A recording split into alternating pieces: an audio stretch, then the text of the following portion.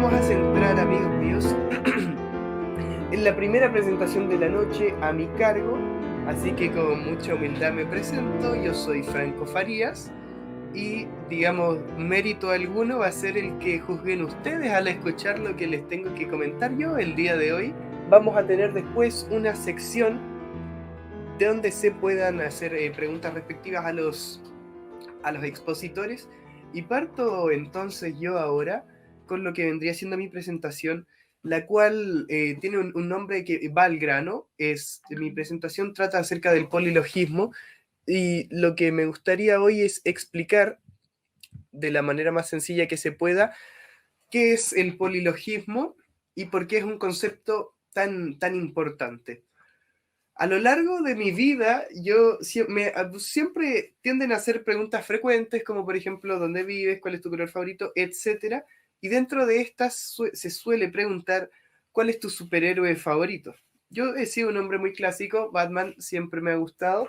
No sé si se ve, tengo arriba algunas historietas del personaje, pero últimamente he estado cambiando un poco mi respuesta y aunque suene un poco ñoño, aunque suene un poco nerd, digámoslo de esa manera, he estado cambiando mi respuesta, y cuando me preguntan quién es mi superhéroe favorito, señalo a este caballero. Porque para mí un superhéroe es aquella persona que te logra ayudar. Y me ayudó Batman en mi juventud, bueno, en mi niñez, digamos, porque estoy actualmente en mi juventud, a entretenerme con sus historias y sus hazañas, pero me ha ayudado ahora el profesor Von Mises a aclarar mis ideas y a entender lo que modestamente puede entender uno acerca de la realidad y acerca del mundo en el que vivimos. Como acotación y como anécdota, es bastante divertido este cambio entre personajes, siendo que, bueno, precisamente un escritor de Batman le dedica algunas viñetas al profesor Mises, y de hecho le llama el Batman de Alemania. Yo así lo creo, honestamente, y lo pueden buscar ustedes si gustan en el Mises Institute, buscan en, no lo sé, cómic Batman de Von Mises, y ahí les va a aparecer. Ahora entrando ya más de lleno con el ámbito un poco más académico acerca de qué es el polilogismo, hay que entrar de lleno a lo que es este concepto. Sería un poco agresivo y a lo mejor, incluso aunque se dijera lo que significa, seguirían quedando dudas que si no explico aquellas cosas que me voy a disponer a, bueno, a hacerlo ahora mismo, no tendrían un poco de sentido. Primero mencionar que el concepto de polilogismo se menciona en este maravilloso libro, que es La acción humana, del que hemos estado mencionando todo el rato, del profesor Ludwig von Mises, pero también se menciona un poco en la crítica al intervencionismo. Y claro, tiene un nombre un poco amplio, y más específicamente refiere Ludwig von Mises en su libro de la crítica al intervencionismo a la crítica a los sistemas totalitarios de tercera vía, para hacer un poquito family friendly, siendo que YouTube a veces es un poco molestoso con esos términos medios peliagudos de los años 30, pero yo creo que queda completamente cierto. Esto ya nos empieza a dar un pequeño vislumbramiento de qué es lo que podría ser el polilogismo. Sin embargo, aún el concepto está súper oscuro, y vamos a entender algunas otras cosas que ya explica el profesor von Mises en el capítulo primero de la acción humana, que es el hombre en acción, que vamos a partir hablando acerca de, primero que nada, cómo vamos a entender la razón, por qué todos los seres humanos somos racionales, y en consecuencia, por qué todas las acciones son racionales. Vamos a entender razón como aquella capacidad, digamos, ponderativa que tú tienes cuando estás expuesto a la experiencia. ¿Qué quiere decir eso? Y ilustrándolo rápidamente, tenemos todos preferencias. Nos gusta más cierto tipo de comida, somos más de invierno o de verano, nos gusta cierta ropa, nos gusta cierta música, etcétera, etcétera. Todos esos juicios vienen acerca de digamos, una ponderación que uno hace, por supuesto, no la mayoría de las veces consciente, pero que de igual manera se hace. Podemos definir entonces razón como aquella capacidad ponderativa que tiene el ser humano. Mediante la voluntad es que el ser humano expresa estos juicios de valor, y que por supuesto estos juicios son subjetivos. Digamos, no a todos les tiene que gustar la misma comida, ni la misma ropa, ni la misma banda o estilo y género musical. Sería bastante raro que eso ocurriera, y sería, incluso aunque así fuera, no demostraría nada que derrumbe lo que estamos conversando ahora. Entendemos entonces la razón como la capacidad ponderativa que tiene el ser humano de escoger algunas cosas sobre otras, y entenderemos entonces también la voluntad como la forma en la que el ser humano expresa aquellos dictámenes que le son brindados por su razón. Porque la razón es algo que está meramente es algo puro, de decirlo de una manera académica, y la voluntad tiene también implicaciones, pese a que también es pura, tiene implicaciones prácticas. ¿Qué quiere decir esto? La voluntad me hace levantarme a las 6 de la mañana, y la voluntad me hace, por ejemplo, ahorrar para comprar la comida que yo quiero, o la polera que yo quiero, o para ir al concierto del grupo o artista solista que yo desee. Tenemos entonces este esquema lógico en el que partimos de la razón, que es la capacidad ponderativa, es expresada a través de la voluntad, generando esto, por supuesto, una verdad axiomática, podríamos decirlo, de la autopropiedad. ¿Ya? ¿Por qué partimos con esto y por qué acabo de señalar básicamente que la propiedad, o más específicamente que la autopropiedad, es un hecho? Si yo tengo una preferencia y ejerzo mi acto a favor de esa preferencia, la única manera que yo haya podido ejercer ese acto, obviando por supuesto la suerte, es el hecho de que yo tenga dominio sobre aquel objeto, que en este caso es mi cuerpo, que en verdad no tiene mucho sentido separar razón y cuerpo o cosas de ese estilo, pero para hacer la explicación inicial lo vamos a tratar de esa manera, que es, si yo ejerzo mi voluntad sobre algo, luego lo domino, por ende es mi propiedad. Como yo siempre ejerzo mi voluntad en mis acciones, y es algo que vamos a hablar un poco más adelante, se deduce de aquello que la autopropiedad es un axioma autoevidente, e incluso negarlo ya implicaría confirmarlo tácitamente, ya que podríamos, no lo sé, buscar información de lo contrario, o incluso dirigir la palabra y decir estás equivocado. Al hacer estas acciones, lo que yo hago es emitir mediante mi voluntad un juicio de valor que yo tenía en mi cabeza, por decirlo de alguna manera, generado mediante la razón, y simplemente lo que hice fue confirmar que la autopropiedad es una cosa no tan solo innegable, sino que inevitable. Ahora, hablando un poco más de la razón y de por qué toda acción es racional, vamos a entender primero qué es una acción. Una acción es la manifestación de una preferencia. O sea, la acción y la voluntad están sumamente ligadas. Si yo me quedo en esta silla y vegetando o procrastinando todo el día, ¿significa aquello que no haya cometido ninguna acción? De ninguna manera. Significa que cometí la acción de quedarme, digamos, procrastinando, quedarme perdiendo el tiempo, etcétera, etcétera, etcétera. Entendiéndolo de esta manera, vamos a comprender que el ser humano siempre actúa en función de qué es lo que le genera más felicidad. Pero no vamos a entender felicidad en una manera eudaimónica, en una manera epicuriana, sino que lo vamos a entender meramente en términos formales, en el sentido de felicidad, de qué es lo que le genera más provecho. ¿Significa esto que todo acto, para ser considerado racional, sea necesariamente acertado? De ninguna manera. De ninguna manera. Los actos, y lo explica von Mises, los actos que hacían, por ejemplo, aquellos agricultores de la era clásica al sacrificar corderos o otros animales para que sus cultivos se mantuvieran más sanos y fueran más frondosos, es de la misma manera racional del agricultor moderno que tira un fertilizante y tira un antiplagas. ¿Por qué son estos ambos racionales, siendo que claramente uno no tenía resultado y el segundo debería tener muchos más resultados y ser más eficiente? Porque ambos fueron concretados con la finalidad, que puede o no ser cumplida, de que se estuviera un poco más cerca de solucionar una necesidad, lo que es a su vez estar un poco más cerca de la felicidad, siendo, bueno, lamentablemente la felicidad en términos formales, por supuesto, nunca alcanzable, ya que siempre se irían en teoría generando más necesidades en base a la observación que pueda tener el individuo en cuestión que nosotros queramos analizar de su entorno o de sus pares.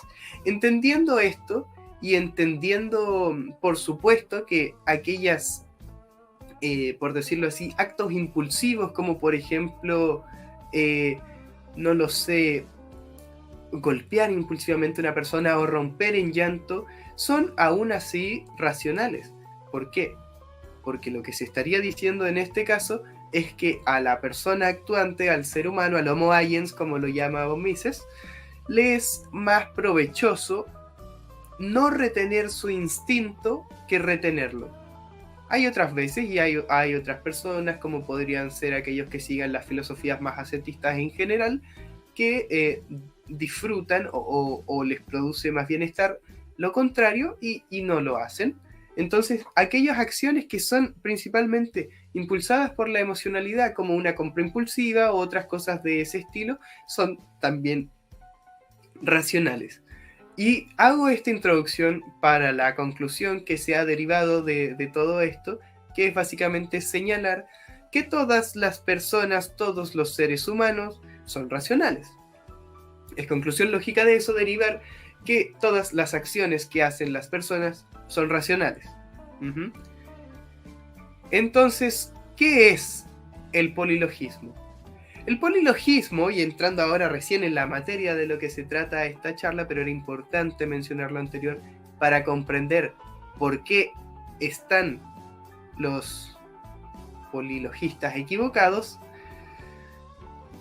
es entonces el polilogismo aquella corriente de pensamiento que no corresponde solo a una línea de ideología o una línea política, sino que corresponde a varias, que cree que no todas las personas razonan por igual. O sea, que cree que hay personas que tienen una racionalidad, por decirlo de alguna manera, elevada, y hay otras que no son tan racionales.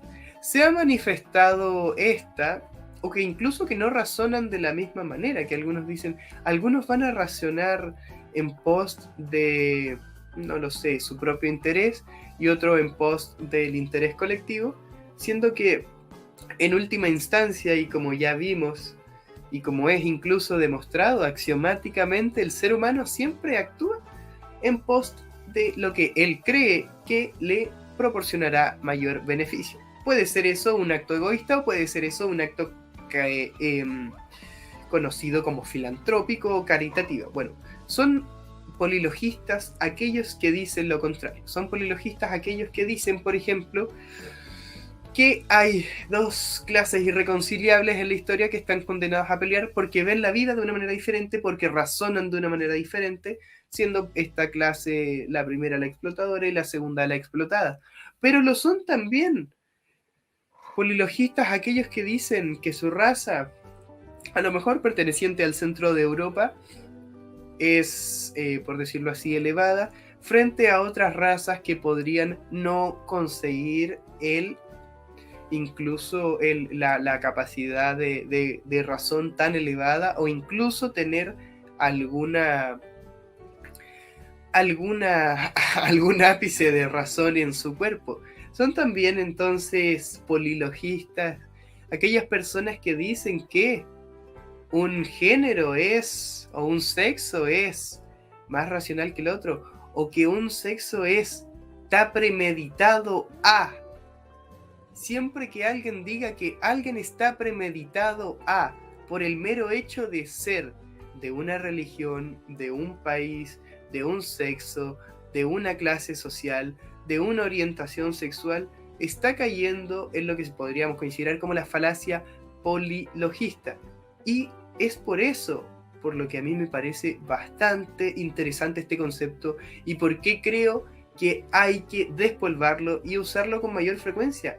Porque es una persona que, digamos, está negando la realidad, está negando principios que han sido descubiertos de una manera axiomática, por lo tanto no pueden ser contrariados.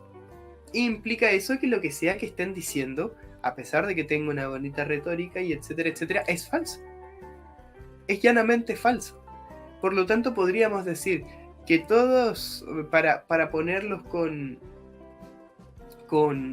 las palabras que son, socialistas caen en polilogismo, nacionalsocialistas caen en polilogismo, fascistas caen en polilogismo, racistas científicos caen en polilogismo, deterministas caen en polilogismo, incluso hembristas y machistas caen en polilogismos, y ahí es donde nos damos cuenta que el polilogismo lo que hace es que de una manera muy conveniente nos agrupa a todas aquellas personas que son colectivistas y por lo tanto tienen una visión, digamos, nefasta y totalmente equivocada del mundo.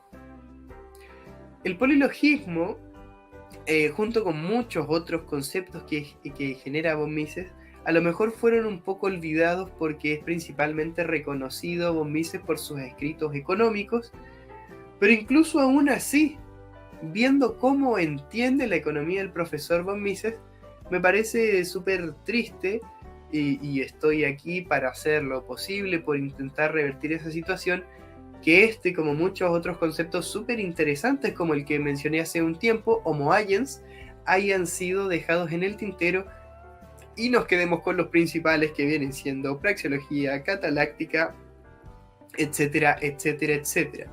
Entonces, bueno, aquí estaría un poco la conclusión y el fin de mi presentación, y es por supuesto que siempre debe criticársele a aquel que es polilogista, y lo bueno es que aquí uno no puede hacer, digamos, distinciones en favor a los que mejor le caigan o con los que mayor tenga afinidad. Un polilogista es un polilogista y está equivocado, por ejemplo, al decir que yo, por el hecho de ser, que no lo soy, pero por decirlo de alguna manera, yo por el hecho de ser simplemente judío, voy a estar predeterminado a ser un usurero.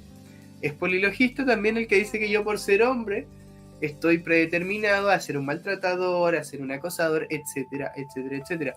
Porque la razón y la voluntad son indiferentes a cualquier distinción que nosotros podamos hacer, sea de sexo, sea de nacionalidad, religión, clase social, orientación sexual, etcétera, etcétera, etcétera. Entonces, eso sería más que nada. Vamos a ver ahora algunos de sus comentarios, chicos.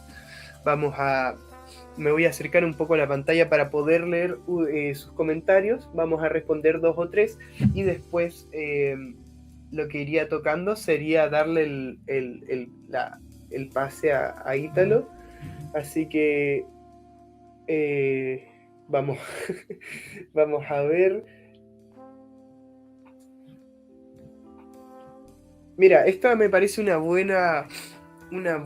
El libertarismo se basa en que todos los individuos son racionales. Creo que es una pregunta un poco amplia. Me parece que el libertarismo como tal no, porque el libertarismo es simplemente un sinónimo de ácrata, un sinónimo de anarquista, un sinónimo de una persona que está en contra de aquella jerarquía de carácter coactivo, impuesta por la coacción me refiero. Sin embargo, yo creo que todo aquel que es un austro-libertario, que es lo que común y vilmente se conoce como libertario, o sea, aquellos libertarios de la escuela austríaca, aquellos libertarios que gustan de leer y de compartir el mensaje de Ludwig von Mises, Rothbard, Hans Hermann Hoppe, etcétera, etcétera. Yo creo que sí, por supuesto. Ellos basan, y yo siendo también un austro-libertario, baso el libertarismo en la primicia de que el ser humano es racional. Porque entender que el ser humano es racional es también entender que el ser humano es, en primera instancia, propietario de su propio cuerpo. Y de ahí podemos derivar muchas otras cosas, como por ejemplo la ilegitimidad del gobierno y por supuesto la legitimidad y superioridad en todos los aspectos que se quiera del el modelo de sociedad libertaria. Así que vamos a pasar ahora con otra pregunta. Vamos buscando el... Mira, está muy buena. ¿El polilogismo es lo contrario al individualismo? Sí, pero no. No es lo contrario en términos de que no es su antónimo literal. El antónimo literal de individualismo es colectivismo, pero todo polilogista es colectivista, porque está asociando a personas que no se conocen, que se pueden caer bien o mal, que pueden estar separadas por millones de kilómetros por el mero hecho de una característica que no ha dependido de ellos, o que ha dependido de ellos, pero que no los condiciona necesariamente a actuar como ellos dicen. Entonces, claro, eso sería, no es...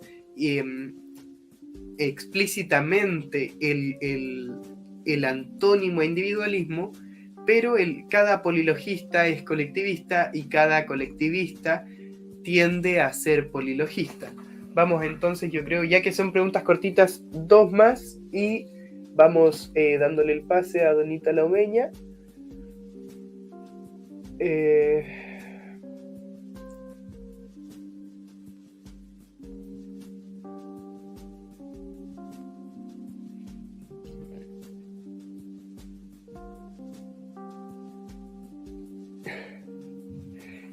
Mira, esta está fuerte, esta está muy fuerte, esta está muy fuerte.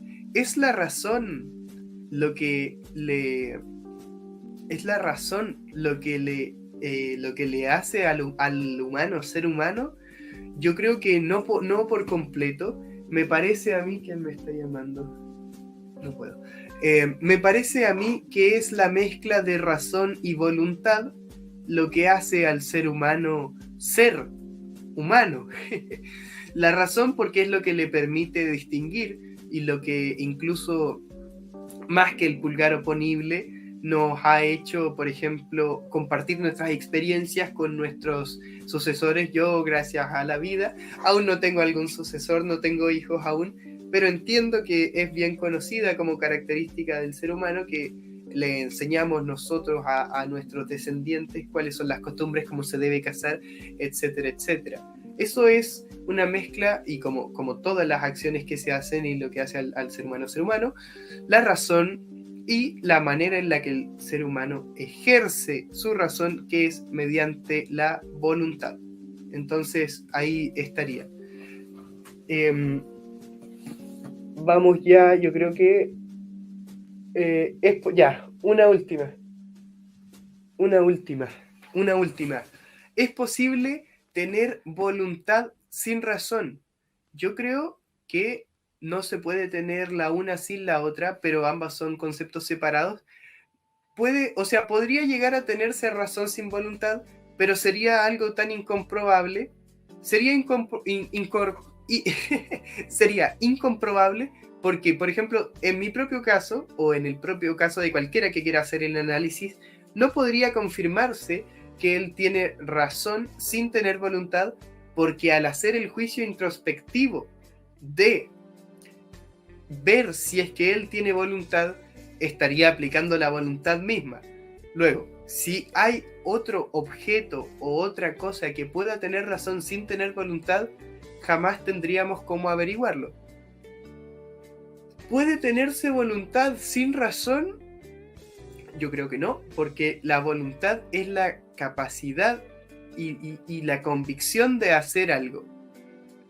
Y para tener una convicción hay que tener algo que gatille esa convicción, que es la razón. Por lo tanto, no.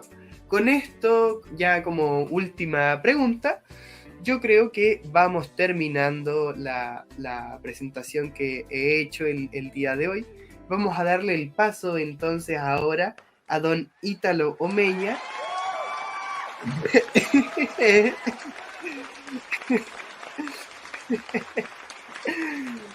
Ay.